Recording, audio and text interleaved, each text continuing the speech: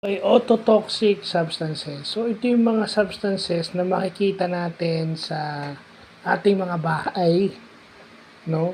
Ito yung mga autotoxic substances na pwede makaapekto ng ating pandinig. Ito yung pwedeng magpahina ng ating pandinig o magpawala, no? Yun yung pwedeng magpahina ng ating pandinig, pwedeng mawala yung pandinig natin dahil sa mga substances na to. Hindi lang dahil sa ingay, hindi lang dahil sa noise. Meron din siyang hindi lang dahil sa noise pollution o sa ingay, yung chemical pollution din. Nakakaapekto rin yan sa ating hearing, di ba?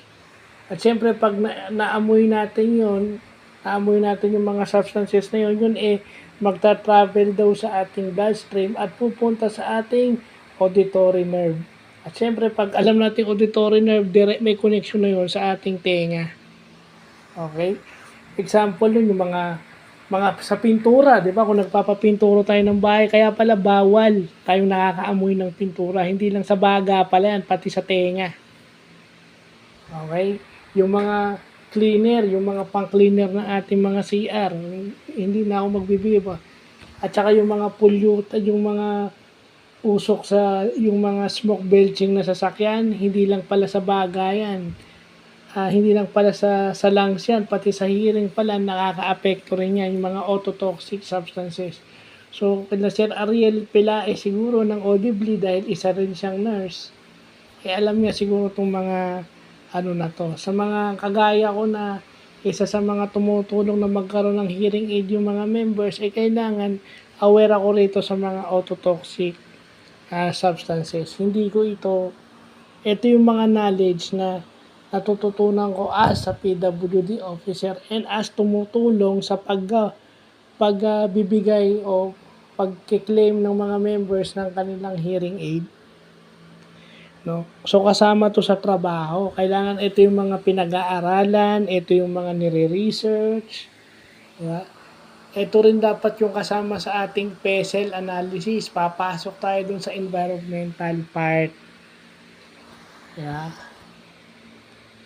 So, yun yung importanteng nalalaman natin na dapat may mga ganon.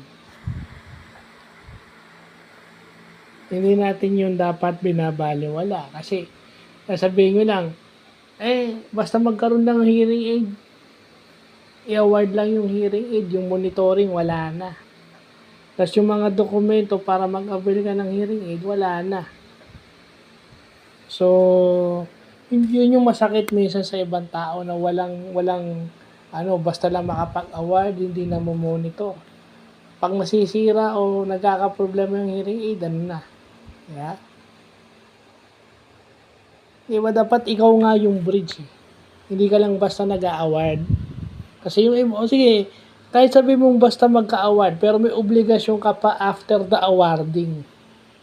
Hindi yung kuha ka ng kuha sa ibang mga lugar, hindi ganun parati ginagawa mo. No, and then sasabihin lang ng iba naninira. Well, ayan talaga yan. Kapag ka nabubuking, it's either bully or naninira.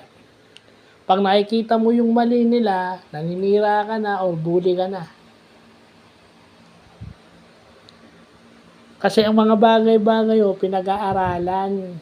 Hindi basta magka-project lang kayo kasi maraming madadamay niyan. Buti kung kayo lang ang magsasuffer, hindi. May mga ibang taong madadamay kapag ka may mali sa ginagawa nyo.